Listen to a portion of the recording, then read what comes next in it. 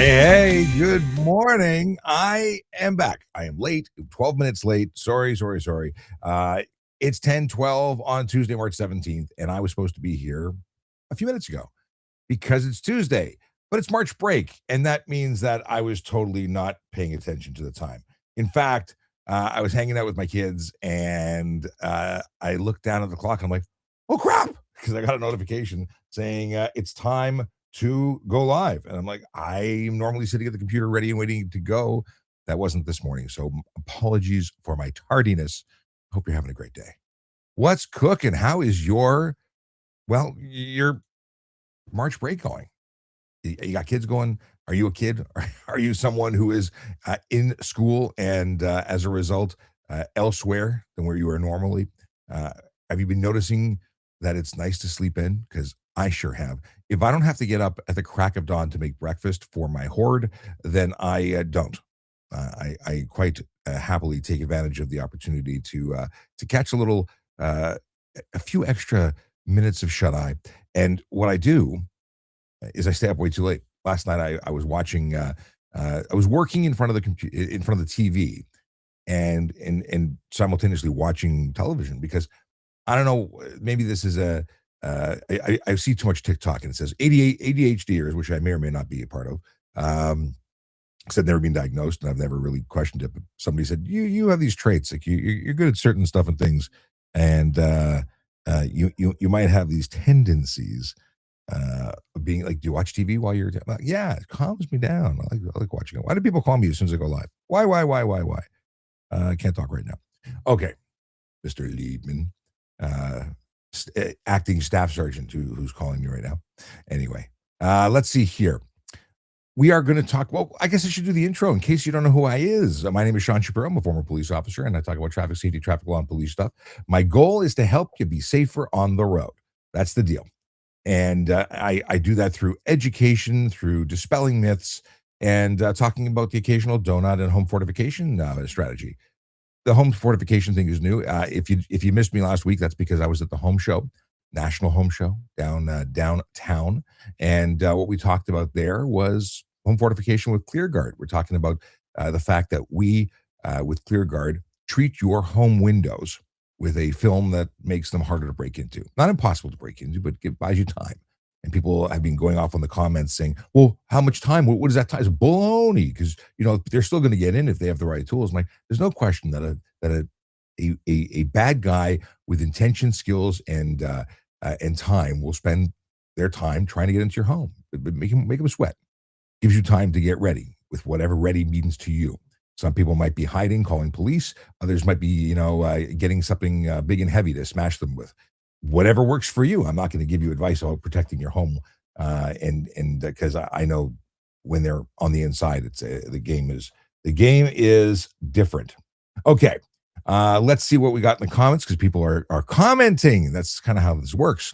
We got Julie Massey who says, "Good morning, Sean. Good morning to you." And by the way, just a shout out to Diamond Lawyers. There are our Diamond sponsor. I had to say that, it's cheesy, but they're our long running sponsor. Of course, we picked up a bunch of new sponsors. Are they all reflected on the background? I don't think I got the background updated. I got to update the background because we have Barrett Legal, who've been with us since the beginning. We've got I Finally Will, which is an online will generator that allows you to basically protect your family in case something happens, know where your money and the things are going. We've got the Accountant Institute. If you've got an accountant in your life that wants continuing education credits, you can go onto their website. And guess what? You can get those education things. Also, if you want to get paid, even if you're not an accountant, little hack, and they're going to hate me for this.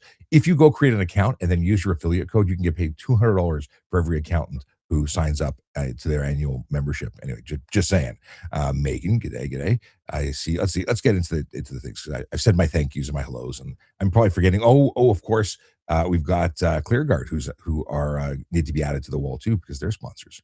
Just good folks all around, helping people stay safe. Let's see. We have Robert and Greg and Billy Canuck and Hockey Dad. What's going on? Eddie Rascal, now is Eddie Rascal a spin on Eddie Haskell? Or no relation.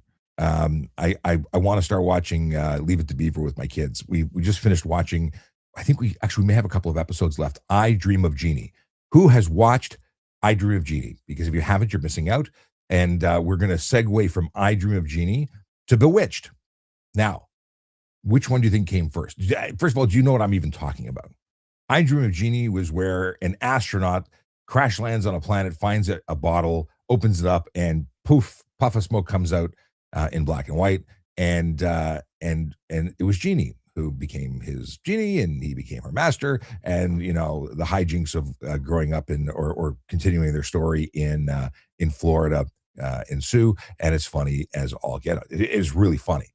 I really enjoyed watching it, and I haven't watched it in years. So now, and I see Tweep X says they actually know what I'm talking about. They used to watch it with their dad all the time. All old shows on Peacock TV. I don't even get Peacock TV. That's awesome. Excuse me. So then I watched Bewitched, and I was having this conversation with my family, saying we're watching I Dream of Jeannie, but there was this other one that was very similar, because where I Dream of Jeannie is about a genie in a bottle and a astronaut. Yeah, I love the show. Then there's also Bewitched, which is where a guy marries a witch. I'm like, which one ripped off which one? And in my mind, it was always I Dream of Jeannie and Bewitched was the ripoff. But guess what? Bewitched came out a year before I Dream of Jeannie. It used to be very common that a winning recipe would be replicated and air at the same time. It was a different time. I don't think we see that as much. We see it in the movies. We don't see it as much on television these days. Anyway, I really enjoy Bewitched as well. However, my kids are like, it's not Jeannie. It's not the same. They don't like it. But before I continue talking about Jeannie and Samantha, the witch, I want to just let you know that you can ask me traffic and police questions. That's what I'm here for. If I see them in the comments, I will respond to them.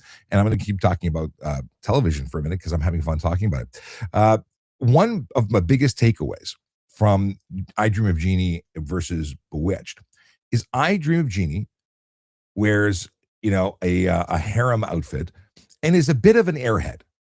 Very sweet, but a bit of an airhead. Whereas the astronaut's a scientist, and he's really bright, although really demeaning towards women. I found myself continuously saying that guy's a dick for the way he's talking to her, because he was really, it's 1960s, but gross. It's nothing I would accept today for a man talking to a woman. But that's just me being overly sensitive, apparently. When we look at Bewitched, it's kind of a role reversal. She's really switched on, and he's a bit of a dodo. So yeah, I got to watch more of it to see where I'm at. But it's very, very interesting. Brandon Edwards, I see his slat. I see Rabbi Neft. What's going on? He's watching on one of the platforms. He's one of the new chaplains at the Toronto Police Service. Welcome, welcome. Good to have you here. Anthony, how's it going? Join from one of your posts. That's me. Username me says join from one of your posts. I will click the say hi button because I don't know what that does. But hello. Kevin, the one and only Dougie. We've got Kane Sanford. We got Slat. And the question from Slat is looking for comments. Any thoughts on the average speed on Highway 400 in between Barrie and Toronto being very high? It's ridiculously high. I mean, it is not unusual. It's not unusual to see vehicles traveling upwards of 130 kilometers an hour. I am shocked that they don't do hardcore enforcement of that corridor every single day, because they would have stunt drivers every single day. It is way too fast. And there are areas of that stretch that drop down to 80. There are construction zones that drop down to 80. And I can tell you that the vehicles do not drop down. So if you were doing 130 and it drops to 80, you are a stunt driver qualified instantly. So yeah, I used to frequent that stretch, and it was because I was going to King of the North auction. Not sponsors, but they should be. They're my favorite place to buy pre-open stuff. Basically, they sell Amazon returns or retail returns, and I bought so many cool things there. I quite like them. I like them a lot. But I used to do that stretch going back and forth just to them, because otherwise I have no reason to go to Barrie. And they have opened up a whole new world to me, Barrie. Very, very quite contrary. Okay. We've got Skipper Benz, Kevin Gordon, Anthony. How's it going? Uh, Amy, I see you joined, and Kush, and what else we got here? Scrolling down till we get a question. Lots of Coco, the wee but mighty. I love these names. The Cologne Kid. I joined from one of the posts, and that Cologne Kid also. That's twice. Okay, that Cologne Kid and that Cologne Kid. Let's see here. We've got Sweet Tooth says, if my son turns 16, is he allowed to have a beer with me? So interesting concept. So usually we talk about driving. So definitely no alcohol when driving if they're licensed. But the deal with alcohol is actually in, yeah, they can. So here in Ontario and in Canada, parents are permitted to allow their offspring to consume alcohol. They can't buy alcohol themselves. They can't buy alcohol in restaurants, but at home, if you had provided alcohol for a religious reason or for a family function, they wanted to have a sip of wine. It's not illegal. So yeah, you could. In fact, I'll go once. This is really mind bending. Let's say they're invited to a party, and at that party there will be alcohol. The party cannot provide alcohol to your children. Now, first of all, I am totally 100% against children drinking. I think it's not a good thing at all. But as far as the law is concerned, if you as the parent were to transport alcohol to that party, let's say a six pack, and provide it solely for that child, your child, they could legally consume that alcohol. Now, good luck proving it when there's a knock on the door, but that's how the law handles that. If that's alcohol that you provided, they can consume it because they can. They can't buy it and they can't share it with others. And likewise, they can't have one from their friend. Okay. Wild, right? Wild. Something you'd expect on I Dream, I Dream of Jeannie.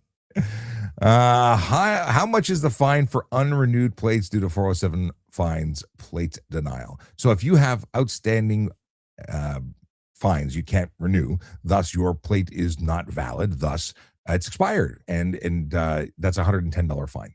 Now it's a $110 fine because your plates are invalid, but that if you were to continuously drive like that, you could find yourself getting into a lot of trouble. An officer might just say, okay, you got to go pay your stuff and renew. But if there's a pattern, like you've had 3 or 4 years of not paying and you're just choosing not to, I've seen police officers remove those plates to prevent you from continuing to drive because there's an intention on your part to continue to break the law.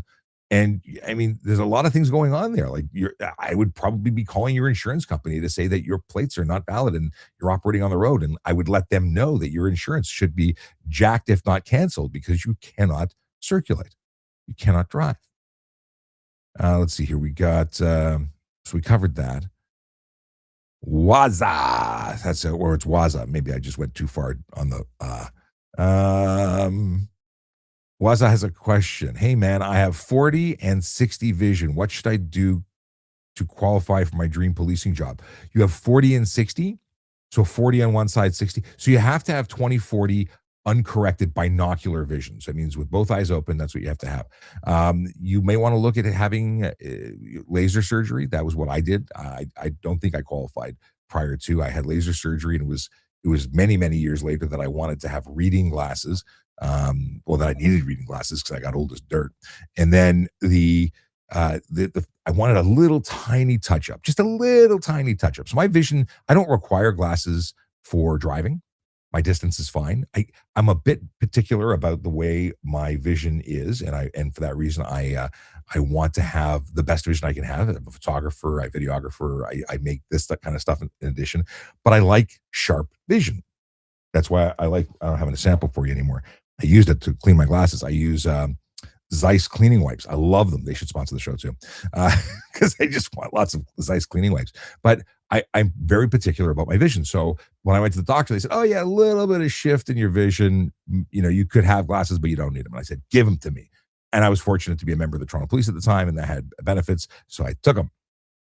So then I got older and I needed reading glasses. One day I couldn't see my food. That's a freaky thing. So when you take for granted, young folks watching, that you can hold up a water bottle and go, there's the label. Well, as you get older, you may have seen your parents with their arms outstretched to try and read the same thing. Well, that was me with everything when I lost my close up vision. I needed to get these bifocals here. Yes. Let me just scroll down through the talk ticks. GSW fan 27 King Nick says, or wants to know what my thoughts are on Jeeps with no doors. Jeeps with no doors, depending on the jurisdiction you're in, are no problem. They're designed to be removed. The vehicle meets safety requirements. Is it safe? Okay, you have less stuff between you and the outside world in the event of a collision. The chance of ejection is much better. Obviously, seatbelts are the best way to keep you in the driver's seat in the event of any collision. But you may find yourself losing parts of you, like legs, arms, because it does protect you. So I've had a Jeep. Do I think driving with no doors is awesome? Yes, I do. Is it necessarily a safe option? No. Is it against the law? Not in Ontario. It's not against the law. I can't speak for all jurisdictions. Check with your local jurisdiction if you are in one. But yeah, the Broncos, you can take the doors off. In fact, Broncos are badass. You can remove doors on a Bronco. They designed it properly for the first time ever, where the mirrors are attached to the frame, not the door. That's something I don't understand with Jeep, but maybe when off-roading with no doors, there's a reason. But when I had a Jeep TJ, I relocated the mirrors from the door to the hinge on your windshield, the fold-down windshield. By the way, you must have a windshield. If you fold your windshield down, you're not street legal. What do we got here? We got Trenson. I probably messed up the name. Says hello back at you. They're on the tube of you. By the way, if you're curious where I'm reading when I'm not reading on TikTok, I am reading on the YouTube and Tweep. I see Tweep who commented about my comments on old time TV. They're coming in from Twitch because we're on 9 platforms right now, simultaneously streaming. But of course, TikTok is a busy joint for us. And if you're on TikTok, please follow, and tap your screen so your fingers go numb. It really does help keep us in front of more people, and more people means more interesting questions. Oh, now I'm scared. I'm scared because Nicholas Rizzi is here, and he's on X. He says, can my 16-year-old son help me transfer plutonium? He's really big on plutonium. He drives and helps me lift the container for my Libyan friends. Of course, Back to the Future references for any who are wondering. I would steer clear of involving your child in the transfer of plutonium, but that's just me. No, I'll ignore the other one down. How many let's see here. He says, do you put the volume down on the radio to see better while driving? How many people do that? Because as an old fart like me, I'm in my 50s, early 50s, mind you, but I find myself wanting to clear the noise to see better. It makes absolutely zero sense. However, I must admit that I absolutely lower the volume when I want to concentrate because I find I'm distracted by noise. It's just what it is. If you're watching and you don't know who I am, my name is Sean Shapiro. I'm a former police officer who talks about traffic safety, traffic law, and police stuff. I'm here talking to you because I want to make roads safer for everybody. And if you've got questions, I generally have answers. Let's talk about it. So far, we've talked about I Dream of Jeannie and Bewitched. As far as television goes, we're talking about questions about all things driving and walking and cycling, whatever it is, we'll cover it. Feel free to jump in with questions and share the live with your friends. If there are people that you think need to know stuff and things and they're not getting those stuff and things right now, let's help them out. By the way, happy March break. It is nice to not have to be up early, and I took full advantage of it, so much so that I was late getting here to the live. And by the way, thanks to Sweet Tooth, who sent a heart, one of the gifts that goes to the not-for-profit that operates this channel. It's called the Canadian Organization for Better Traffic Safety and Education. Okay. We've got lots and lots of names. Scrolling past this. User Lots of Numbers says, front plate is mandatory? What if we have no plate? If you are a registered vehicle in the province of Ontario, you were in fact issued 2 plates and you are required to display 2 plates. The ticket for not displaying 2 plates is $110. Now, if you continuously say, I'll just take the ticket needed, it's like a rental program, you'll find out the hard way that you can get that ticket a lot. So much so that if you see a history of getting that ticket, the officer might choose to, give you a summons to court where you can go and explain to a justice of the peace on the bench as to why you've chosen to ignore laws repeatedly. And that could increase the fine from $110 to, I think, up to $1,000. It could get ugly fast. So I would suggest mounting your plate because it doesn't look as bad as you think. And if you really don't want to puncture that brand new bumper because you smashed it, but the new one came without holes or whatever the reason being, you can get a tow hook adapter, assuming your vehicle has it. But there's other aftermarket products, like for instance, Teslas. Teslas have a bracket that comes with the vehicle, even if it's not mounted by the dealer. It's in the trunk or supposed to be, and it has two-sided tape because that's all they can afford when they finish making the car. Two-sided tape, they don't make holes, they just stick it on the bumper, but they are known to come off. So some bright folks have designed some aftermarket steel brackets that go under the bumper and wrap around, and those are affixed to the frame solidly. Rigidly? Solidly? Real goodly. So you have options. But anyway, you cut it. If you don't display it, you can get a ticket. Now, if you don't have one because you're from a neighboring jurisdiction, you're from a place that doesn't issue two plates, well, then traveling in Ontario does not magically require you to fabricate one on your 3D printer, nor does it ask you to make it so in your Star Trek, replicator. You just don't have to have one because you weren't issued one. Thus, you're not required to have one. And there's an exemption under the Highway Traffic Act to make sure you are okay. What do we got here? We got lots of questions. Kyle Saki. Question is, do you have to slow down to 80 kilometers an hour in the construction zones on Highway 400 because no one does? So if it's a regulated sign, white background, black text, it's a regulated sign, you do. It's a speed zone that is enforceable. If it's a yellow cautionary sign, could you be charged? Not for the speed per se. Could it be that it was careless? Could it be other things? But it's not a regulated sign. If it's yellow or orange, it is not for enforcement purposes of the same.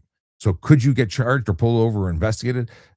Possibly, maybe, but not. It wouldn't be speed alone. It would have to be something else that they lay charges. Definitely, they should pull you over and investigate you as to why you're not paying attention. But you're right. People ignore a whole lot of stuff, and it's not cool because there's a reason generally why those speeds are reduced. Now, in the city of Toronto, I will let you know that the speed zones are done properly.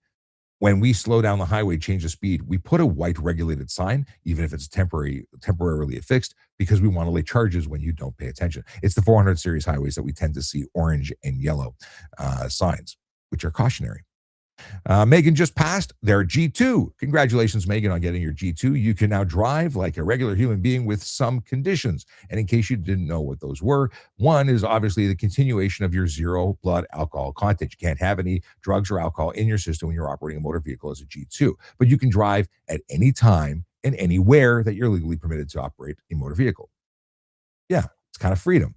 When it comes to midnight to 5 a.m., there are some considerations. First, between midnight and 5 a.m., in the first 6-month period of having your G2, you are relegated to having only one person under the age of 20 with you during that time. In the second 6-month period, you are allowed to have up to 3 people who are in your vehicle under the age of 20 during those hours. There is an exemption, however, for immediate family. You can fill your vehicle with as many people as there are seatbelts that can legally go on people during those hours, but it's only immediate family. Outside of immediate family, you're going to the club. You can have one person in the first 6 months and 3 in the second, and then you're good to go. Now, that's a thing, and most people don't know that. So, congratulations again on G2 status. Enjoy the freedom. Be careful. It's a jungle out there. Okay, Bubbles on the red fireball. Also congratulated Megan. Okay, DMG. Merging on highway in Ontario, do I have the right of way? No, not exactly. You are merging into a lane. The people in the lane beside you own that lane. You have to safely merge into that lane. They don't have to let you out, but they can't intentionally block you. Intentionally blocking you actually qualifies for stunt driving. If you are trying to prevent someone from changing lanes, that is stunt driving. If, however, it's just not safe and they're not letting you in, that's their prerogative. You may need to slow down, adjust your speed in either direction, although speeding is not legal. You may need to adjust your speed to safely merge over, and it may actually have to stop because you got to plan that on-ramp experience. Get up to speed, get in safely, and continue. But they own the lane. Now, I like to do this for those that are getting on the highway, and maybe you could consider it too for the folks who are on the highway and there's a whole bunch of people trying to get on. I change lanes. I get right the hell out of the way. I change lanes from the curb lane to the one next to it so that people getting on can clearly and easily merge onto the highway without stress. Because why do I have to make their life miserable? A collision is going to make everybody on the road unhappy. Let's see here. Justin Nakatsuka. I said that better in the past. Justin, good to see you again. He says, if you post a video on socials of yourself speeding, can you be ticketed based on that video? That's an excellent question. It could lead to further investigations. Many people have been subsequently charged because of an investigation that began of their own social doing. Yeah. So people who are routinely stunt driving and recording it, post the videos. Oddly enough, police start figuring out who they are, where they go, where they live, and they might stake out their homes and follow them. And then they might figure out that they connect the two things and have enough evidence to lay charges either on the previous events or on subsequent behavioral oddities. Yeah, they get screwed. Don't screw yourself. First of all, don't drive like a dink. And if you do, expect that you may be called to task for your behavior. And I think that's brilliant. I love the fact that police agencies are taking it seriously because those people are putting lives at risk. The argument that speeding isn't dangerous is, well, it's baloney. It's absolutely dangerous. Okay. What is this? Nicholas Rizzi wants to know he says, be honest, were you more lenient on drivers that you pulled over who were bald versus drivers that you pulled over with luscious hair? I don't think I've ever given a bias to hair.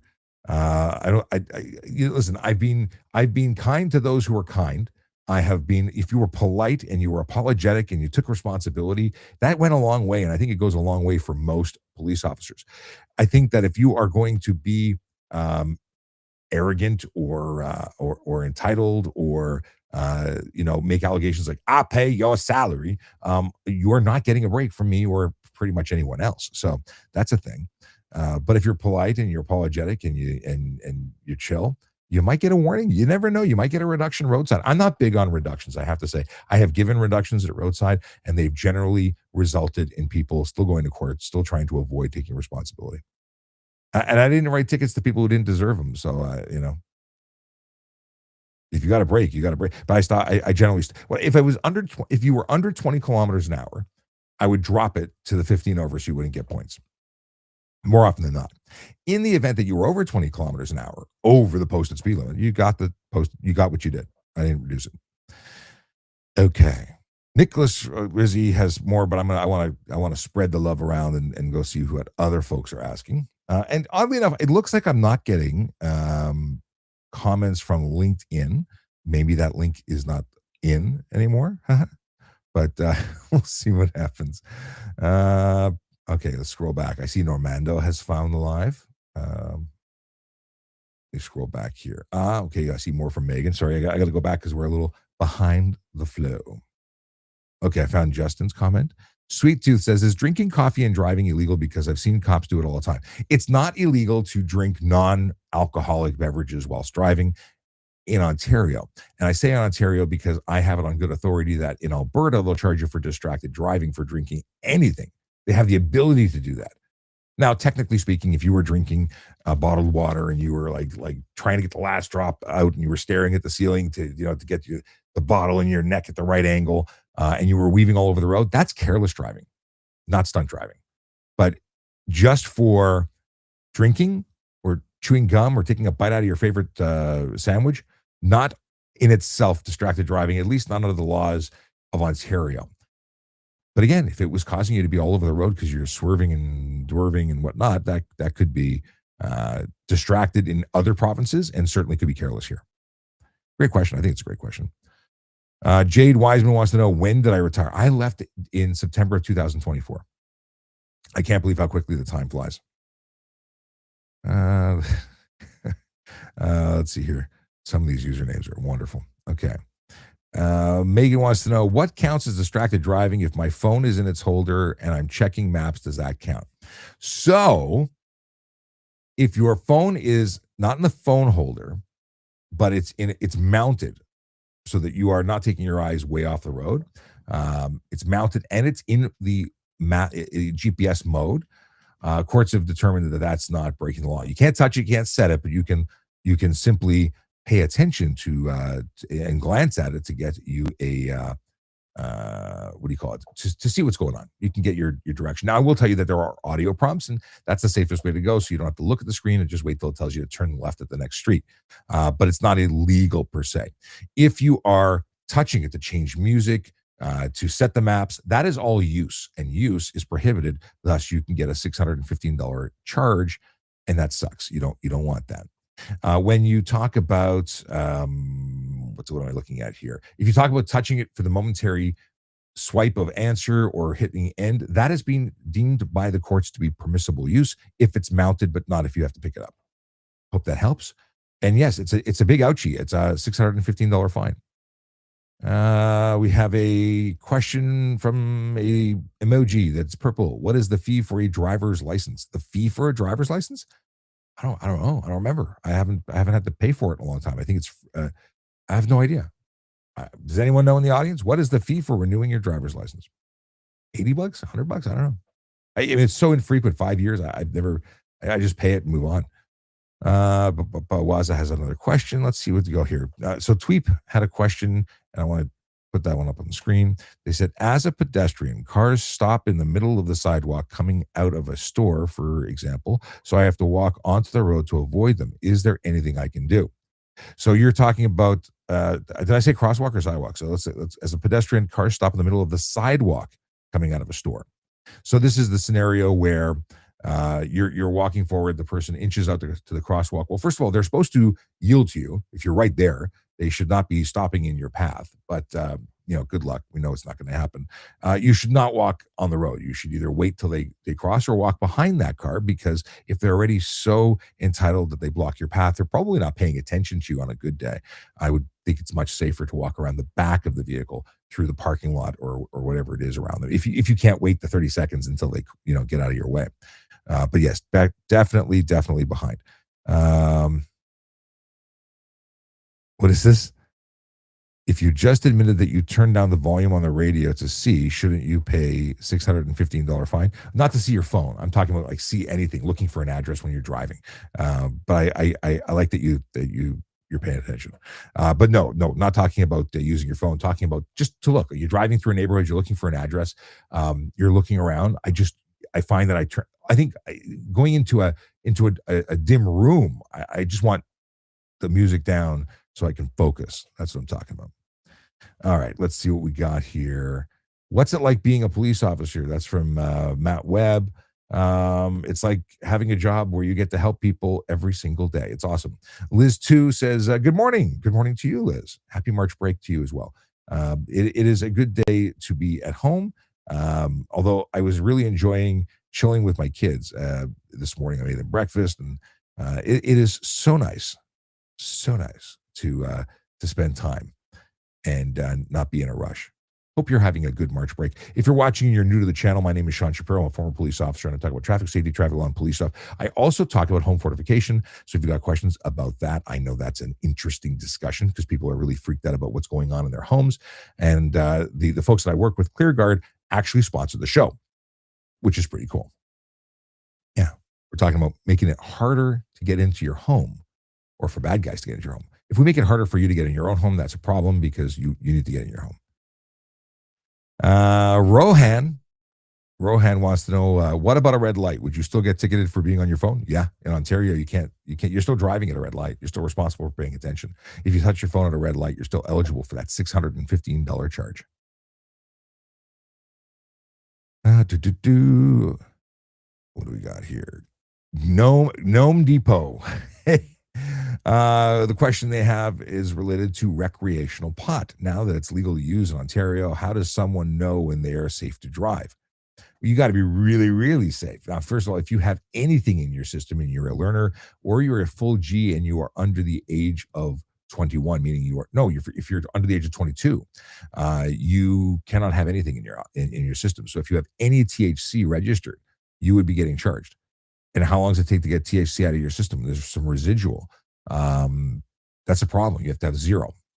Now, I'm not someone qualified to tell you what that is, and maybe there's a something that someone who is more Um, I'll come back to Five Fingers, who is talking about my buddy Cam. So, in the event that you have anything in your system, you could be charged. That's not good for you. So, uh, it's if you're making the decision to use recreational pot, making the decision to ensure that you are sober and have nothing in your system if you're under the age of 22, or if you are truly sober, because it's inebriation or under the influence is based on your behavior, right? Like if you could pass the test, if you had it yesterday and you're straight as an arrow today, could you drive? Well, yeah, I would imagine you could. I am by no means a pro when it comes to recreational pot because I've not used pot. I tried it once when I was a kid, didn't like it, and moved on.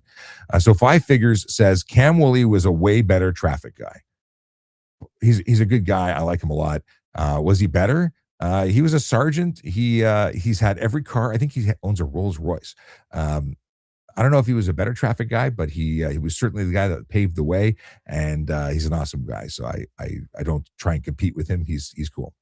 But my tiny home life says to Five Figures, what a jerk thing to say. Well, Five Figures might be a jerk, or it could be Cam poking fun. I don't know. I'll call him later and find out. Knights of Speranza says, I'm driving while watching your stream, bud.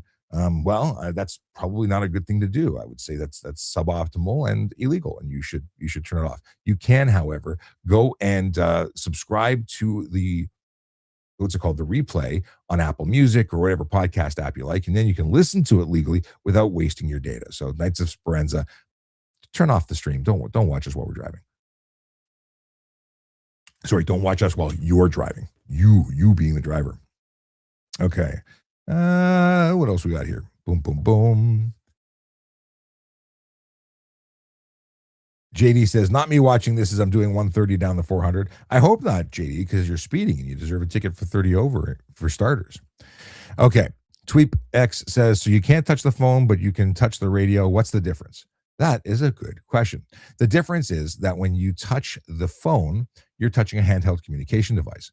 When you touch the radio, you are using hopefully physical buttons to change things that don't require your full attention. You can dial and change and do, but they're part of the car, and that's not covered under the legislation that makes it illegal to use your handheld communication or handheld entertainment device. You could get charged for careless driving if your focus becomes that stereo button or that preset to the next channel. You could absolutely get charged, but it's unlikely that it would happen because hopefully it would be a momentary change of your station or your seat setting, like whatever it is. But that's where it comes into some good judgment. The cell phone, it's bad judgment. We know it. You shouldn't touch it. And you went on to what do you call it? The further follow up is they said, well, especially if the radio is on a touch screen, what does that start and stop? Uh, Again, they're like my personal vehicle. If I want to change the air conditioning, I have to go like three menus down and then go back. Like it's terrible. It's a terrible design. And I agree that it is distracting. And I try to avoid that. You should set and forget. You should set all your settings before. Now, my air conditioning, I set one temperature and it's automatic. I'm lucky. There are physical buttons beneath the touchscreen, so I don't have to go too deep into I can just reach over and do most things. But if I want to see what temperature I'm dialing into, because I don't have any visual display, like I can make it hotter or colder with a physical dial beneath the stereo screen, but I don't know what temperature it's set to. So I tend to leave it once, and I don't change my temperature every day. That's my answer for that. Oh, Tweetback. Tweetback says THC can be in your system for months. Good luck. So I think that it's got to be more mouth residual. I don't think they're not doing a bloodstream, so it has to be more readily available. Again, I'm not qualified to speak to the technology used for determining what is in your system. They use a buccal swab. It's not like for anything where charges would be laid for impaired. It's based on a drug recognition expert or evaluator who puts you through a battery of tests. That's for impaired.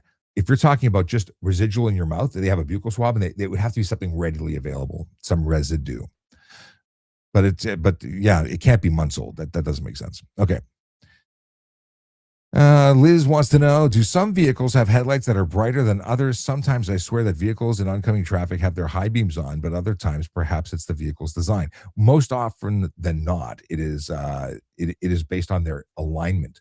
Now, Some vehicles have automatic adjusting or leveling headlights, but some people put a whole bunch of stuff in their trunk and it weighs down the back of the vehicle, causing the headlights to point more upward. That's a problem. It blinds other drivers. And some vehicles have automatic leveling suspension. I mean, my first vehicle, I inherited my mom's Park Avenue. I think it was an '85, maybe. Anyway, that had auto leveling suspension, like caddies and luxury cars have that. Many new cars, it's fixed LED systems. They don't move, and then you would blind oncoming drivers. And Storm Games and Vlogs, what's going on, brother? They say, morning, Sean. How are you? Good to see you. Let me just check on the Instagram, see what's going on there. Hello to all y'all. Scrolling back, 'cause I saw a bunch of stuff come in on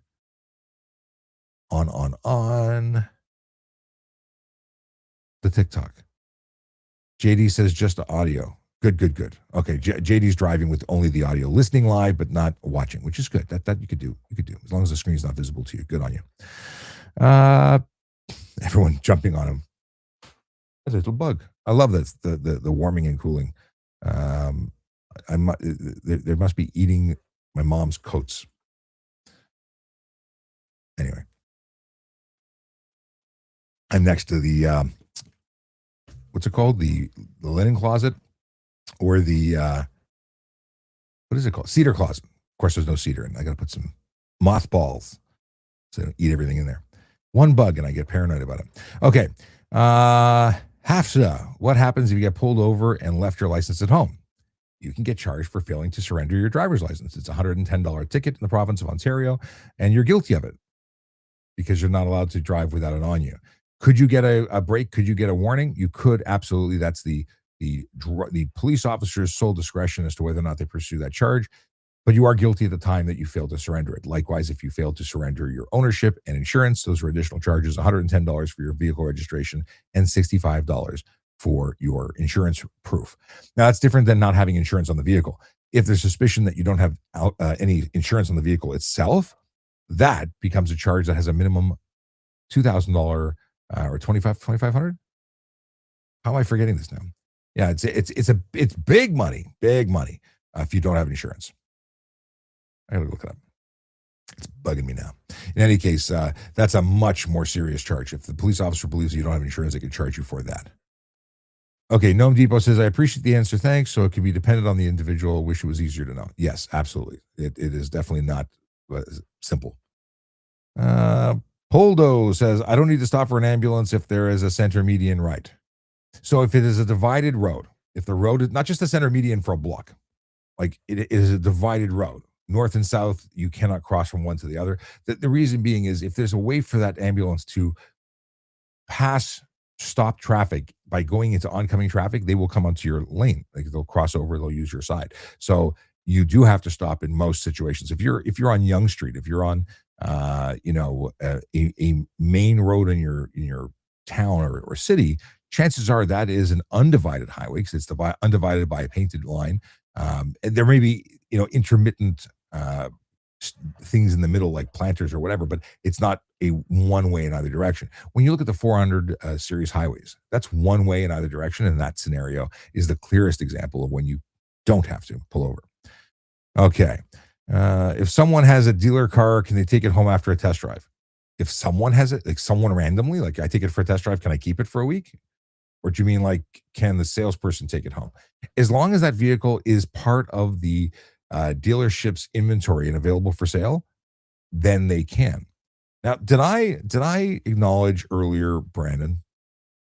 I don't think I did. So let me go back. And his original message says, hello, Sean and all from beautiful Florida. Sorry I'm late, been putting miles on the GTD, getting it broke in for a track day.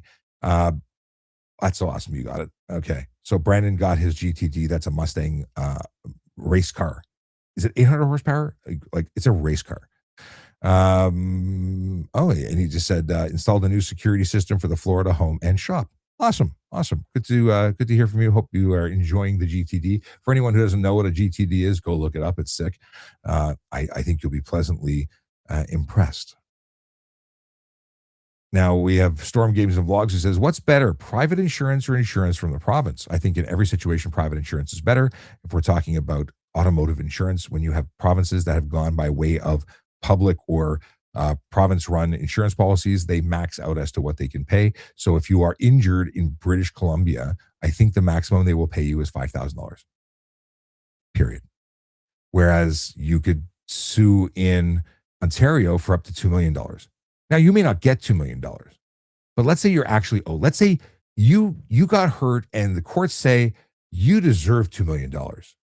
In BC, my understanding is that you are going to get $5,000 and a pat on the back, and I'm so sorry for you. But in Ontario, you might actually get paid enough to compensate you appropriately for the damage done. So it's a thing. I think it's a great question. Thanks for asking it. Okay. We got. We talked about Poldo. We talked about this. Ottawa Senators fan. We talked about that. Scrolling down. Wish there was a swab kit for drivers or an app. Okay. So Gnome Depot, who was asking about using marijuana legally and driving. So the technology that's available to test the buccal swab, that they do a cheek swab, is not available for home use that I'm aware of. There might be a one-time use, like a lot of the American police agencies, rather than using big pieces of technology, use these chemical tests where they either take saliva, spit into them, shake them up, and then they get a color. That might be available, but it could also be $40 a test. Like, it's not cheap. I'll have to look into that. I will have to look into that. Time is in. Oh, we're only 46 minutes in. We started late, so that's why it's 11 o'clock, but we're only in 46 minutes because I was almost 15 minutes late. So we'll keep on going because I want to do at least an hour. That's my goal every time I get on this. If you're okay to deliver alcohol to a friend and the police pull you over, can they search your car? This is Ottawa Senators fan asking. If you didn't purchase the alcohol and you are of legal age to possess alcohol, like, can you travel? Can you transport? I'm not understanding the question. I don't think. If you're going to deliver alcohol to a friend, what's the alcohol got to do with? I don't understand the context. So why would just having alcohol, if it's stored correctly and being transported correctly, wouldn't be an issue if you're transporting it, right? Like, if I pull you over as a police officer and you got alcohol in the trunk, A, you don't have to disclose it, and B, that doesn't give me the authority to search your vehicle. Possession of it. Now, if you had an open bottle in the center console and you were sipping it, or if you just having it open is enough that you're violating, a provincial, it's a provincial offense, then that would be a different story. Then you could be charged. But then I don't think that would give me the authority on its face to search your whole car. It's just the area that you're in. Let's see here. Oh, thank you very much. We got Brandon who says, I think Sean and Cam Woolley are both better than Sheriff Buford T. Justice. I take that as a compliment. All right, let's see what we got here.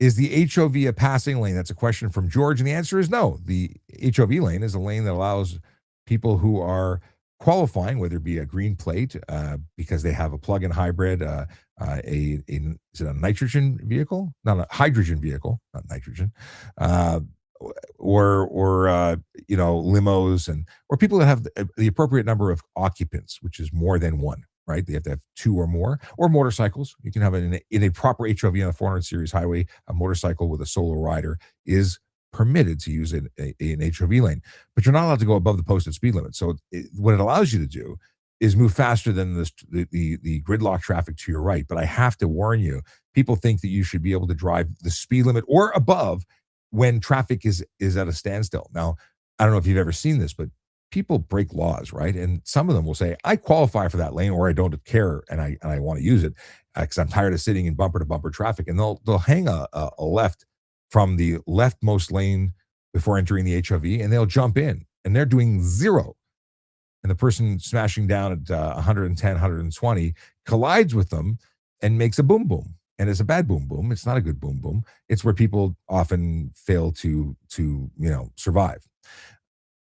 Your speed differential is the most important thing. When I was going lights and sirens, when I was trained to be an emergency response driver, what I was told was speed differential is incredibly important. And you don't want more than, I think, 35 kilometers an hour above the traffic you're passing. So even if I was going lights and sirens, I wasn't doing 50, 60, 100 kilometers and over what everybody else was doing, I was driving marginally faster than what they were doing. Because if they did something dumb, and lights and sirens causes almost everyone to do something dumb, uh, I was going to hit them. And if I hit them, it's the speed differential that causes the damage, right? It's not just the impact, it's the differential in speed that determines how much pain, suffering, injury, damage occurs.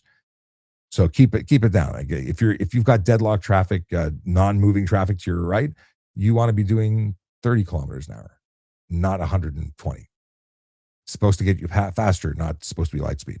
And certainly don't speed. Da, da, da, da. All right. Kelly Wilson says the THC stays in your system for a long time. You can get a false positive for DUI. So going to Kelly and going back to this whole concept of impaired, for the purposes of driving with zero tolerance, not having it to be in your system, a buccal swab wouldn't be for charges, for criminal charges. It would be for saying there's something in your body and saying you're not qualified to drive. Is different. It's a condition of your license that you have zero when you're a learner or under the age of 22. So that's different than laying criminal charges of impaired operation, which would require a different set of tests done by, in most cases, a qualified drug evaluator. And that would be based on your behavior to determine what you can do, like if you can pass the test. Excuse me. Knights of Speranza. I like that name. Why is it that cops don't have to be Canadian citizens? I find it ridiculous, plus brings conflict of interest. I don't know if it becomes a conflict of interest. Why? So in the United States, you must be a U.S. citizen in order to be a police officer. And as a Canadian, you need to be a permanent resident or a Canadian citizen. I have no issue with it. There are many people here who were not born here that do not hold citizenship, but are committed to doing the right thing and helping other people. And why should that prevent them from being members of a police service? Now, on the flip side, I think that American citizenship shouldn't be the only thing that permits, like, if I wanted to move to the States and become a police officer, I can't. I have a lot of benefit and skills and abilities that I could share with the American police service if I wanted to go there, but I could be a civilian working for them, not a sworn police officer. And their theory, from how I have interpreted it, is that if you are going to take the rights of a citizen away by way of an arrest, you should at least be a citizen. That's kind of the theory behind it. I don't know. I think that if you're capable of doing the right thing and the person is clearly breaking the law, what does it matter if you're a citizen or not? You're acting on behalf of the government. So yeah, I have mixed emotions about it, but I don't think it's an issue. I think it's more of an issue when you say only certain people can arrest other people. Because you can citizens arrest somebody without being a citizen. So, put that in your pipe and smoke it. So anyone, even a visitor to the country, can perform a citizen's arrest. So why can't I arrest somebody with the full, anyway, opening a can of worms. It's an interesting conversation. And that's one bug. Oh, I see it likes the light. But how did it find its way here? I want to interview the bug. One bug. Okay, I drive a Prius Prime with green plates. People behind me are in the HOV lane are always impatient. Yes, but don't let them bully you. They are bullies. Okay. We got, can I drive with only a picture of my license? No, because you'll get a real ticket. You need to drive with your actual driver's license, the physical card that is issued to you. Now, if you have if you are a resident of a place that gives electronic licenses, then that could be sufficient for that jurisdiction, and we would accept it because that's what you're issued. But if you're an Ontario driver, you need to have an Ontario license, and an Ontario license must be the physical card, must be surrendered to a police officer upon demand of a police officer. That's how it works. Shadowcaster 20 says, how does a citizen's arrest work? And Mr. Steelio, I'm not going to read your name, but he says, sir, you are under citizen's arrest. So the deal with citizen's arrest is you best know before you go, because if you do it wrong, false arrest is something you're responsible for. If you're if you're physically touching someone and holding them and waiting for police to arrive, you might find yourself getting sued. So if you're going to actually affect a citizen's arrest, you must truly understand it. It's not for the faint of heart. You're also probably going to be fighting that person, and you may not like how it works. So let's talk about it. Citizen's arrest requires you to find committing an indictable offense. If you don't know what an indictable offense is or what fines committing is, don't arrest anybody. Uh, it's a problem. So fines committing an indictable offense, and when you find someone committing said indictable offense, you'd have the authority to arrest and deliver them forthwith to a police officer. So what's an indictable offense? So you have indictable offenses in Canada. You have dual offenses, and you have summary offenses. A dual means that it could be either summary or indictable, and it's up to the Crown as to whether they want to proceed by way of summary conviction or indictment. So it gets the benefit of being indictable because it could be processed as indictable. You cannot arrest for a summary offense. You can arrest for indictable or dual because you don't know which way the Crown's going to go. That's it. So how do you identify an indictable offense? It's a serious offense. Generally speaking, it's a serious offense. And without going too deep into the weeds, that's the way. So if it's something like red rum, obviously it's going to be indictable. Red rum backwards. I don't want to trigger any algorithms. But do you really think you're going to go and arrest someone whilst you are just Bob and Doug McKenzie walking up to arrest somebody who's wanted for red rum? Well, not just wanted, but that you saw it happen in front. That person's probably armed and dangerous and probably going to hurt you. But you'd have the authority. It just would be a really bad game. You're better off being the best witness you can be, taking information and providing it to police and letting police do what they do. Now, yeah, deliver forthwith is really important. You could deliver them to the police. If you don't, you can get into other charges because there were people who have been charged for like holding someone hostage or prisoner, tying them up. You can't do that. You have to deliver them to the police. At very least, you're calling police and telling them, I just arrested someone. They're in custody. I'm holding them. It's a big mess. Security guards use citizens arrest. They have expanded powers slightly, a little itty bit. There's additional conditions. So if you saw someone who had the lawful authority to arrest them, the scenario that I remember always being used was you're walking down the street and you hear someone yell, "Stop thief! That person stole my purse, cell phone, whatever." That person has the lawful authority to. You're under the impression you believe that they have the lawful authority to arrest them. If you assist them, you have the authority to assist them and arrest that person. So there's so much to know. It's not that much, but it's enough to know that it's more. Security guards have a little expanded authority in that they can arrest for other stuff on the property that they represent. So they represent the property owner, so they can do trespass to property stuff. That's about it. There may be something I missed. If I missed it, go read it to be clear on it. And don't. I would shy away from. I would suggest against, unless you really know your stuff, arresting anybody for anything. George says, I know rules are rules, but what's the rationale behind the requirement for a physical license? Because there's security features in the license, and Photoshop is a thing that exists, and we don't trust it. Having a photo doesn't mean that you have a license. You need to inspect the actual card. There's, again, security features that would not be represented in a photo. Yeah, the information's there, but how do I know it hasn't been altered? We're going to see a day eventually where it's going to be, permitted in some way through an approved app, but we're not there yet. Are you by chance related to Ben? No, I'm not. Not that I'm aware of. I just met someone who has the same last name. I didn't really meet them. I was in the same room as them over the weekend.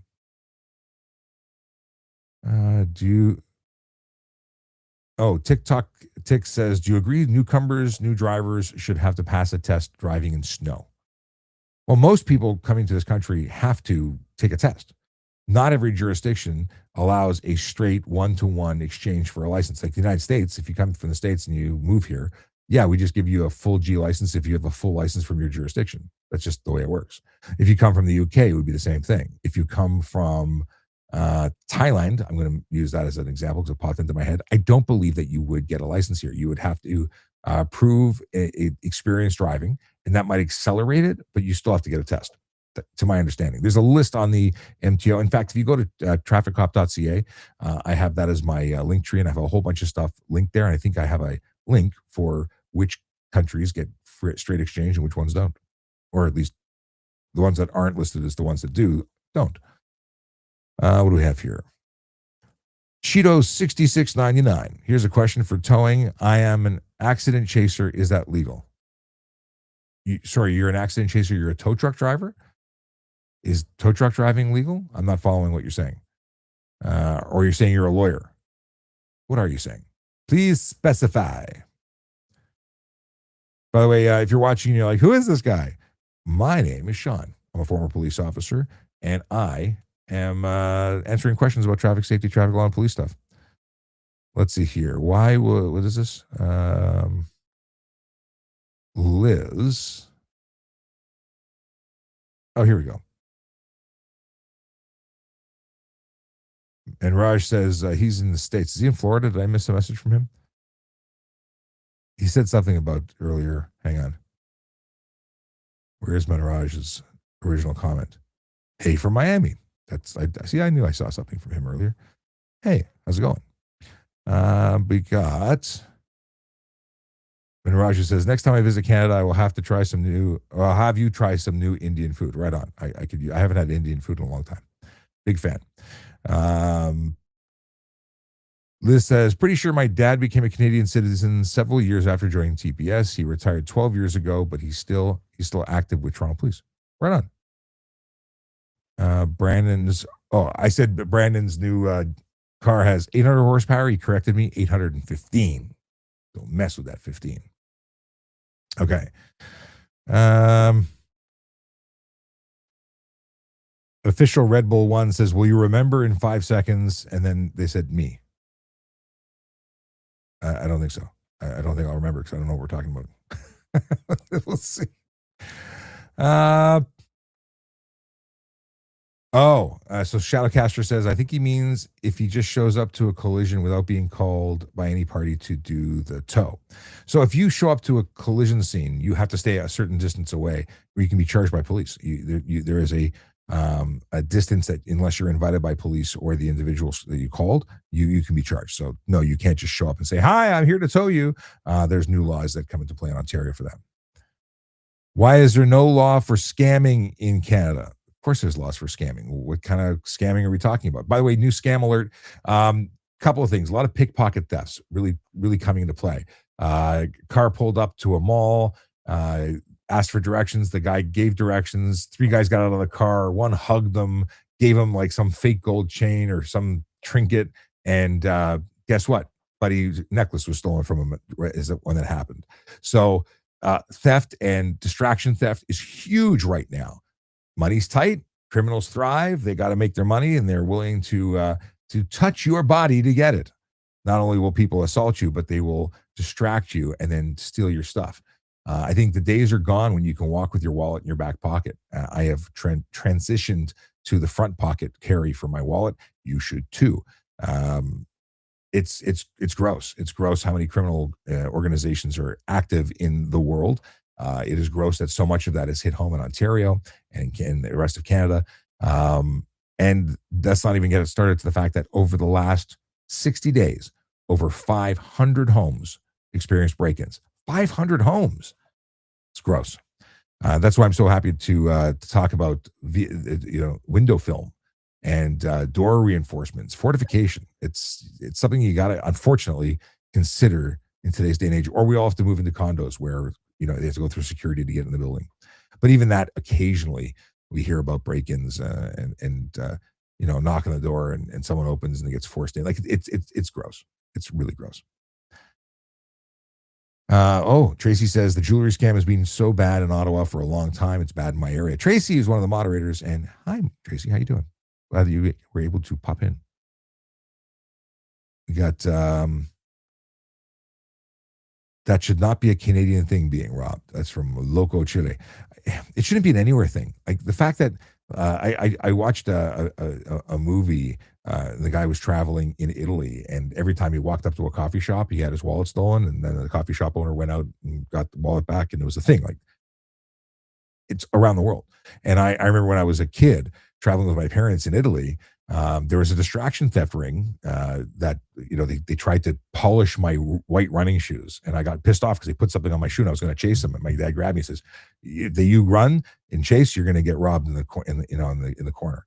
So Uh, I was probably 12 or 13 years old, and I was really ticked off that they put something on my shoes. They were my new kicks.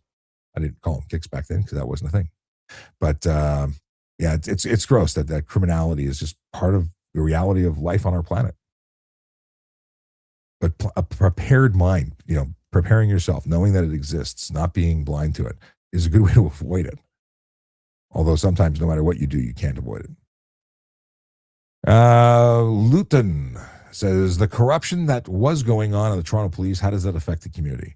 The community being the public or the community being the police? Because everyone's affected. Nobody hates a corrupt cop more than a good cop. Good cops pride themselves on being good.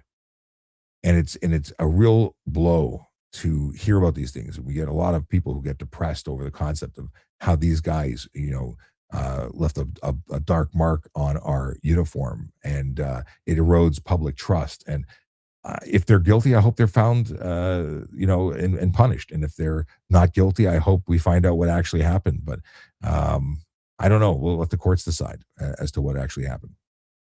And Aaron, thank you for the follow. Eric wants to know if red light cameras flash both directions on coming and going. No, they as you pass them, they catch you as you go through. They don't get oncoming traffic. What do we got here? Lunar Field, does a person that was wrongfully terminated from a past job have a chance to have a chance applying to be a constable? Yeah, I mean, you could articulate, you openly say that you were let go. Your former employer might be called, or probably will be called, and just tell them what happened. Like, this guy had it out for me. Didn't like the color of my nose hair, whatever it is. Be transparent about it. Be honest about it. The biggest thing you can do to help you is be honest and transparent. Like, well, maybe it's the guy didn't like me. He just didn't like me. No matter what I did, I couldn't make that guy happy. And he finally, fired me. And you know what? It was a toxic work relationship, and I'm glad I left. I should have left on my own. If knowing what I now know, if I knew then what I I'm getting at. If you looking back, you saw the cues that he was treating you badly, and you should have left on your own because it was toxic. You just need to have an answer, and it has to line up with what they said. Like, if you say, yeah, he had it out for me, I don't know why, but he finally let me go, and he says, no, the guy stole from me every single day, and I have it on camera, you're screwed. That's different, right? It depends on. You should just be honest. If you got let go because you were late every day and you thought you were let go because he didn't like your cologne, like, we have a different story. So make sure your story is accurate. And if the other person looks bad when they're chopping you down, like, very rarely, like, there's other, like, if they interview you and you'll never find out what they say. That's the thing, because apparently you're not allowed to crap talk somebody. I'm not entirely sure how that works. I'm not a labor lawyer. I'm not a lawyer of any kind. But I don't. There's certain, like, it becomes libel at a certain point if they're making it up.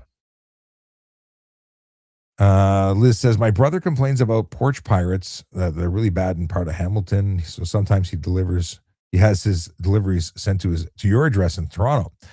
Theft is just terrible. I get things sent to a condo all the time. Bizarro Sonia says, hi, Sean, it's been a while. How you been? I sent you that video on DM. Let me know your opinion when you see it. Yes. Very often people send me videos to evaluate based on collisions and things that they see. And it's always fun for me to see these things. So this is a collision scenario that I look forward to reviewing soon, because the original video I got was the wrong speed. Does Ontario have vehicle inspections? This is from David Ward. Do you mean vehicle inspections by way of, like, for all vehicles, or vehicle inspections for commercial motor vehicles? Like, there are vehicle inspections. When you license a vehicle, you have to get it inspected and certified. But there's no, like, regular inspections at this time that I'm aware of.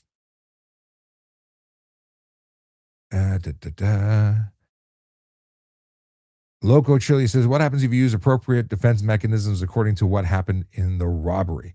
According to what is happening there. So here's the deal. In Canada, it's the Criminal Code of Canada. In Canada, you are allowed to use as much force as necessary to defend yourself, up to and including lethal force. But here's the catch. You're allowed to use what is necessary. If you use excessive force, you are criminally responsible for that excessive force. So what does that mean? So if the guy gets in your face and raises his fists, that is assault. If you beat him up and he can't walk, that's excessive, right? It has to be appropriate. If you pepper spray a guy because he comes up and asks you for your number, that is excessive and inappropriate. And you've deployed now something that is not only not permitted to be used again, because you're allowed to carry dog repellent, you're not allowed to carry pepper spray for human use. And if you use something that is not intended for human use against humans, you're going to get charged for it, not only for assault, but for deploying a noxious substance. Like there's a bunch of different things. So whatever you do, best be appropriate. And if you think that you're going to lose your life, if you think that this person's coming to get you, or you're in the throes of being attacked, you do whatever you got to do, because you may not have an option. Like you may not be here to argue. Like you have to make your own decision, but you just know that whatever you do, you're responsible for. And sometimes you're wrong, and that can be a problem. Uh, and I'd like to say always be right, but you got to do what you got to do, and you got to determine what's safe for you. Some people are so scared that they might overreact, and that would be an inappropriate use. If you use too much force, it may become a problem. Now, perception is a lot of things. So if you're a 90-pound person who's being attacked by being a 300-pound person, and you do something that's much more serious in defense of yourself because you believe that I'm about to hurt you, the court might buy your story because you're 90 pounds and I'm 300. But if I'm 300 pounds being attacked by a 90-pound person, the court may not believe me. So it's perspective. A lot of it's perspective, which is it bothers me, right? I have to try harder before I go to something else. But you hear about this a lot in policing. There's people who say, and I'm not by no means am I advocating for one side or the other. I'm just telling you a story right now. Some people believe that police officers need to be big bad guys with muscles, and it used to be you had to be 6 foot tall to be a police officer. And they think that because then they can just go hands on and drag drunks out of the bars and throw them in jail, and no one's going to need to get shot or whatever. And then they think that if someone is 5 foot tall, if they're a police officer, they're going to have to shoot everybody because obviously they don't have the physical prowess to do it. Well, I can tell you, having worked with many, many amazing police women and court officer female supervisors and so on, there's some badass ladies on the job. And I will tell you two things. One, they might be ninjas, whereas I might be talking more, or maybe they have the gift of being able to disarm somebody with their words, whereas somebody may want to fight with me. It takes all sorts of officers to do this job, people from all walks of life, shapes, backgrounds, looks, styles. We are not one solution for a police scenario. There's tons of them, and there are different ways to effectively, safely end an issue. So, yeah, that's my take on it. MIMB, making it my business, says, I watched you before you were a former police officer. Now you're back. Now what happened? I retired from policing. I left policing to take care of family, and I never stopped doing what I was doing. I just keep doing it, and here I am. So I'm glad you found me.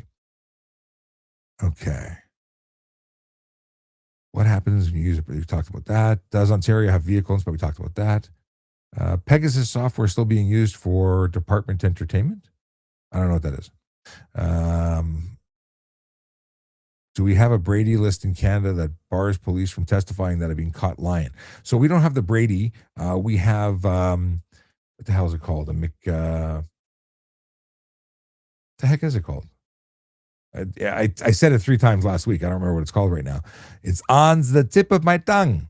But we do have a list if you've had issues, not necessarily lying, but if you've been documented, all of that that has to be submitted. The heck's it called? McLean, mix up the McNeil. It's a McNeil checklist. That's what it is. So yeah, it's one of the things you have to include if any of the officers involved in the case have been documented. I've never really had an issue. I think one case I was involved in needed to have an envelope which was sealed. I never even got to see it. I had to be submitted to the prosecution. Oh, Lunar Field says, I was a whistleblower regarding harassment discrimination at work. They fired you. That is a perfect thing. First of all, if you were the whistleblower about a harassment situation and they fired you, you should contact an employment lawyer. You might be entitled to some money because that's not allowed. You can't be someone who you're protected when you report illegal and criminal abusive behavior. They should not have been able to fire you. And if they were the ones who were responsible for that harassment, yeah, go talk to a lawyer, talk to an employment lawyer. 100%. I hope that they can get you tons of money from the drip that fired you for either getting his buddy into trouble or he himself getting into trouble. That's gross.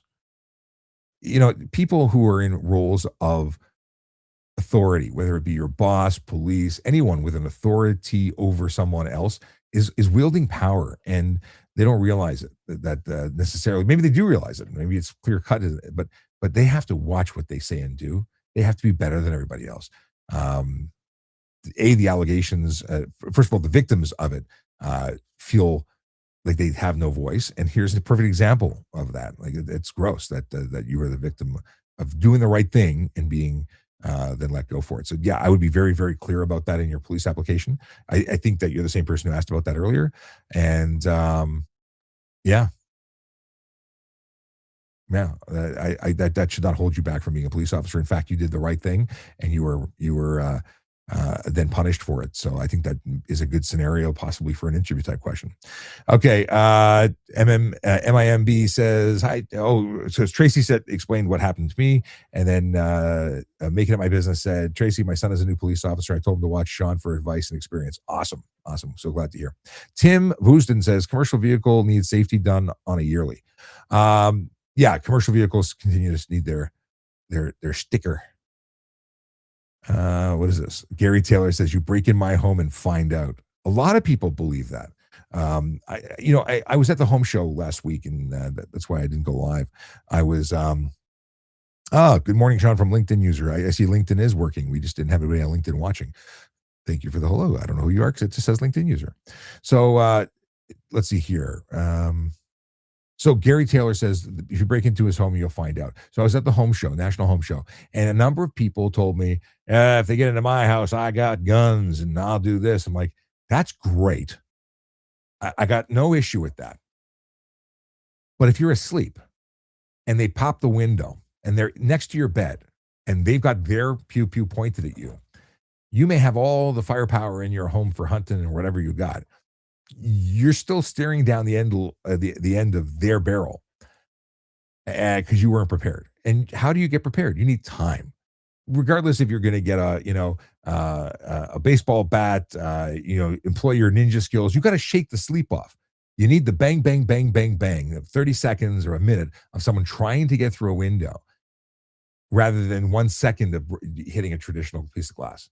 Like if you've ever seen, and go check out ClearGuard GTA on Instagram, because the videos that we recorded for the advertising, which is how I got involved with them, it's amazing. It's absolutely amazing. You throw a rock through a window and the whole thing's gone. They run through it with a baseball bat, take the edges out, and walk right through. Seconds. A treated window, whether it's filmed from ClearGuard or anywhere, some are better than others, but the fact is something is better than nothing. So you start banging on a window. It takes effort to get through a window. It could be 30 seconds. It could be 2 minutes. That's time that people get to wake up, shake the sleep off, either call 911, hide their family, gather everybody up for protection because bad guys are trying to come in. More often than not, the bad guys give up real quick just because they're lazy pricks. But whatever. What we got here? Making it my business says there are some things that can't be taught without listening to an experienced officer. 100%. Coach officers are worth their weight in gold. TikToker says Canada's justice system is a joke, nothing but gray area and opinion rather than black and white laws. There's a lot of stuff that's subjective, yes, and there's a lot of abuse of it, and there's a lot of very, very weak decision makers, and I say that with love. There's people who want to be fair and take into considerations everyone's life experience. No, he didn't get hugs from his mom, and that's why he killed people. And no, it's gross. If you break a law, you should get the full weight of the law. Just saying. Aiden. What's going on, Aiden? Aiden wants to know what happens if you drive with G1 alone on a highway.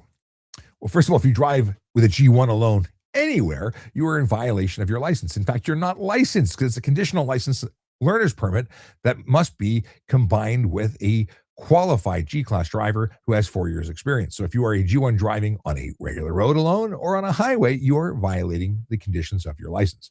What's going to happen? Well, first of all, you're going to get charged for G1 driver drive unaccompanied. $110 fine comes with a wonderful suspension. Now, The second thing is if you get that done a second time, you get caught a second time, you're going to get charged again, and that's going to get you a 90-day suspension. The third time you do it, you're going to get kicked out of the graduate licensing program. You start again with no time attributed to your experience. Now, let's back up. I said G1 driver alone. Well, how about a G1 driver with a G class supervisor on the highway? Still illegal. You're still going to get charged for violating a condition of your license, which means the consequence of being charged for that will still result in you losing your license for 30 days, 90 days, or getting kicked out. Follow the conditions of your license. Don't drive when you're not allowed to. And a G1 is not a license, it's a learner's permit. It's a really crappy name. To call it a G1 license is a misnomer. It's a mistitle. It's a poor decision on behalf of the Ontario government because a 365, which is what they used to be called, was clearly a learner's permit, not a license. Okay. Johnny Boy, probably making way more money on here. I'm not making any money on here, Johnny Boy. I don't get paid by TikTok. I have created a not-for-profit called Better Traffic, which is the not-for-profit organization that is doing the show. We do have support of some commercial sponsors. They want to keep the show going. They pay for it to happen, not necessarily paying me, but paying for the equipment and paying for the internet connection and the software subscriptions. And the goal is to make it a bigger organization. We want to be able to create full-time content. I used to do this 5 days a week, and I used to have a team of people working with me. Okay, it was me, plus occasionally somebody would watch with me and take care of comments. But I'd love to be able to have producers and content creators, not just me. I'd love to be able to engage with police agencies across North America. And we're working towards that goal. One day that might actually happen. But right now, thanks to Diamond and Diamond Lawyers, we have Barrett Legal. We've got the fine folks at I Finally Will. We have Accountant Institute.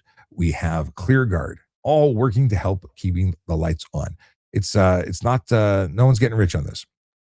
Div Mo says, hey, Sean, can you explain unsafe move with examples? So, unsafe move, lane change, cutting somebody off. You happened to do something without lane, checking to make sure it's safe, and you made a lane change, and it caused or impacted, not even with contact, just impacted the movement of another vehicle. That was unsafe. If you caused a pedestrian to jump out of the way because you did something, that could qualify for unsafe move. But let's look at the language of the Highway Traffic Act, because we have the ability. Updating the database, stand by.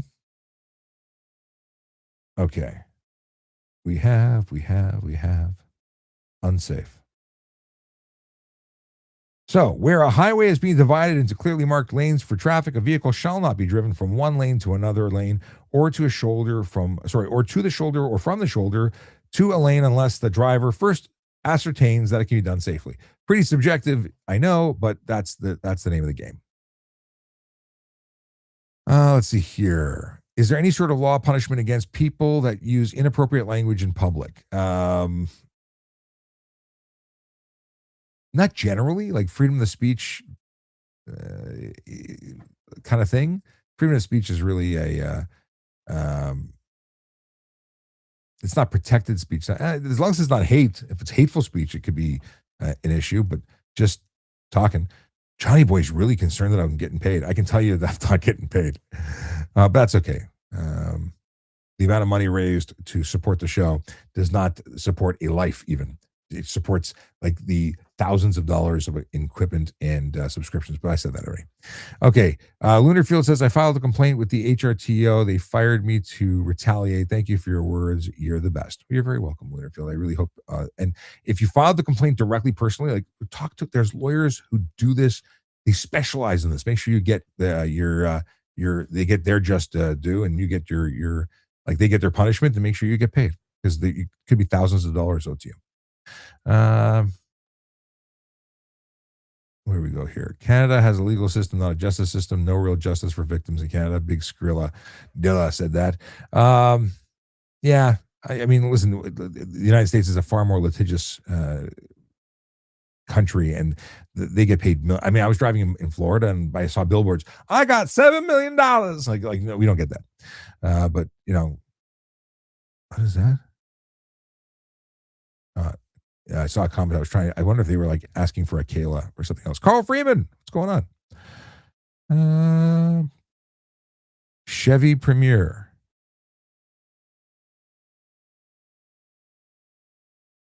Oh, okay. They're saying hate speech is protected speech as well because you don't like it doesn't mean you don't have the freedom to say it.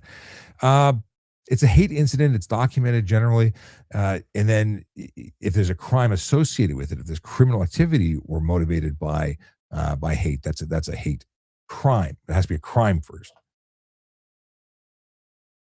If you have a pacemaker, can you still be a bus driver for a bus company? I don't know what the medical requirements are for commercial driving.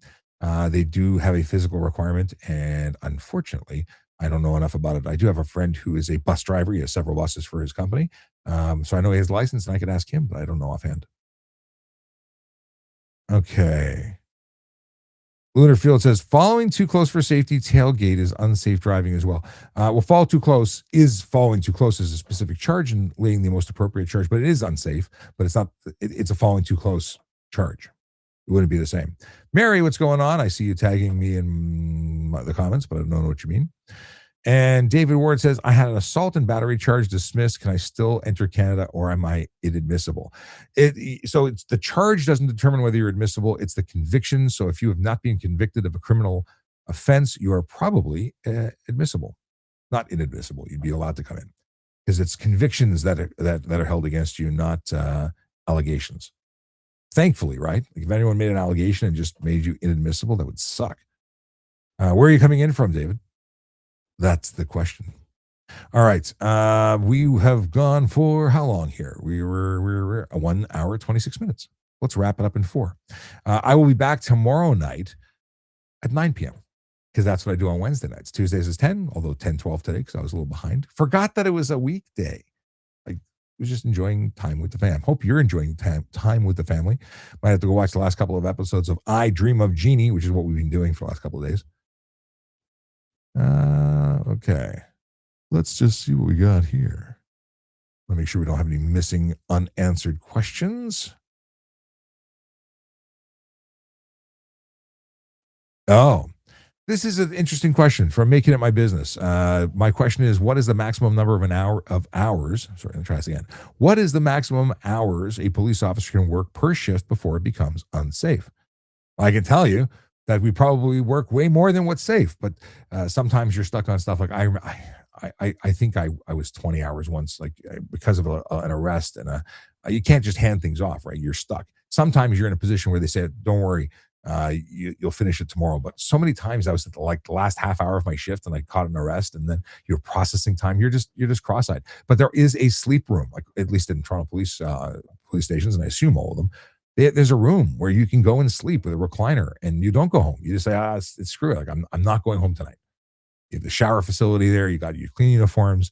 You don't go home. So if you have to rest, you have to rest. If it becomes unsafe and you don't take appropriate action, who's responsible? Well, you're responsible for everything you do, right? As a police officer. So it's one thing of being tired because you were working paid duties or playing video games. It's another thing to be tired because, and then have to drive 4 hours. Like how many times has it happened where someone works a 12-hour shift, gets stuck in 4 hours of overtime, has to drive an hour to 2 hours home.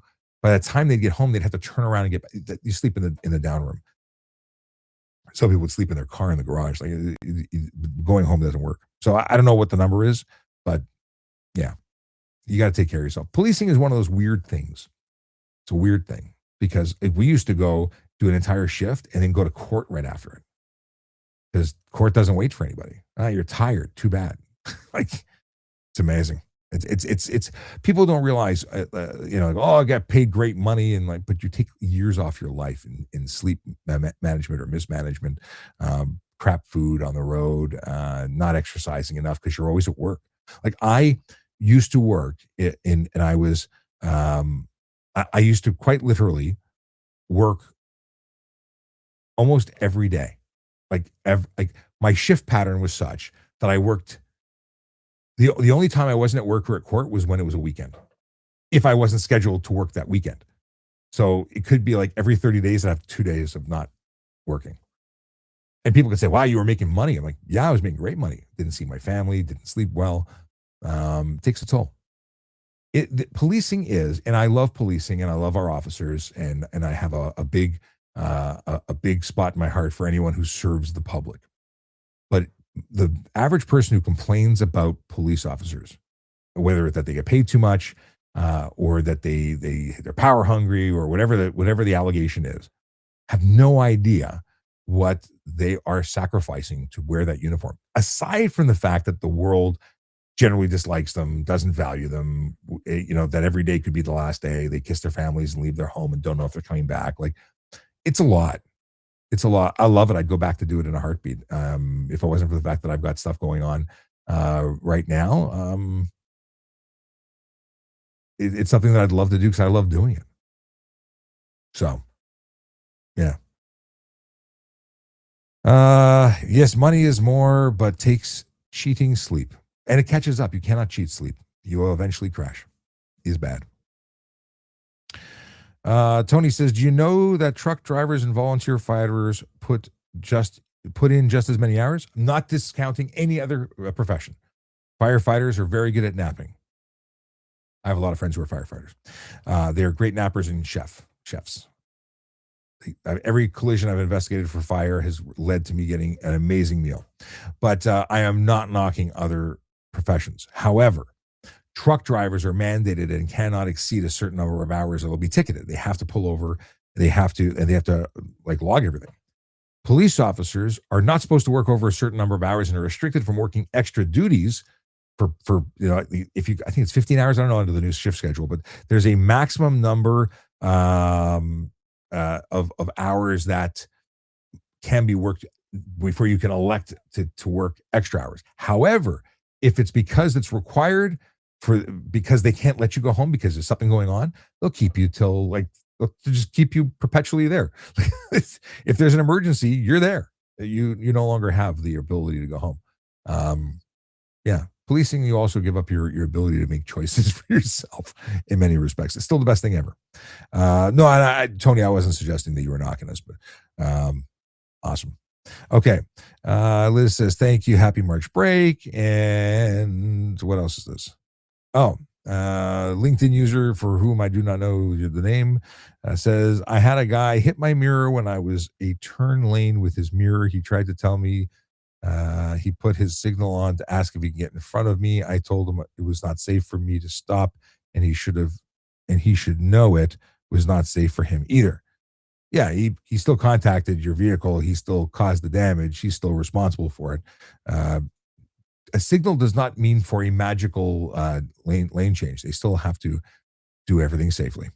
They still have to be responsible for the movement of their vehicle. And people think that waving or starting to make a lane change makes it all okay.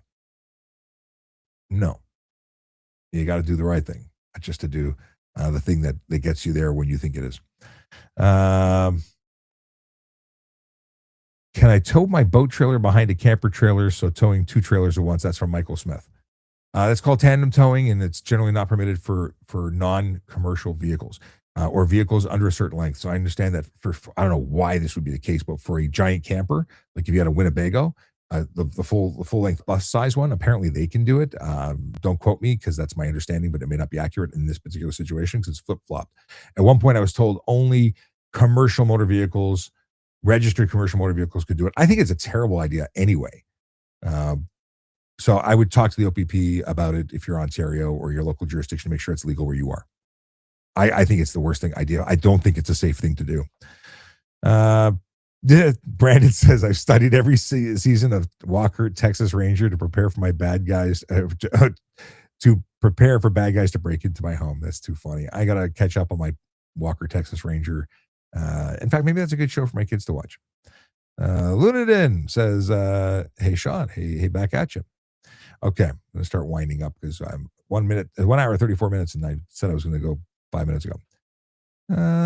Tony, you're very welcome. He says, thanks for your service. And I got a lot out of my service. I enjoyed it thoroughly. So Dave McPherson says, four-way stop bus stops to let kids off behind their stop sign. Can you cross the perpendicular road? So you can't pass the school bus from either direction, but it doesn't say you cannot turn in front of the bus or cross the other way. They don't control that direction. I will say that where kids are involved, be using extra caution because they do the darndest things. Okay, for realsies, I'm leaving. It's been a slice. Back tomorrow at 9 p.m. to do this again. I hope you have a fantastic day. I hope you're enjoying your family on March break, if that's what's happening. And yeah, if you got more stuff and things you want to talk about, come back tomorrow 9 p.m. We'll do this all over again. And as Tracy says, bye. I feel good. This was a lot of fun. Lunar Field says, have a wonderful day, Sean. To you too, Lunar Field. Yeah. Think about what you want to talk. Let's get some good stuff going on for tomorrow. I think it's going to be great. Elizabeth says, my son's going into policing. He's wanted it since he was 3 years old. That's awesome. Let him know that I'm here to ask questions if he's got any questions. Happy to help our next generation of police officers. Yeah. I think it's great. I've talked to a number of people who have gone on to become police officers through this channel, and I think it's great. Making It My Business says, thanks a billion to all. Awesome. Be safe out there. Drive safe, drive sober. Don't park illegally because Aaron Urquhart still has that machine that prints tickets. You don't want to get on the wrong side of that. Be well, everybody.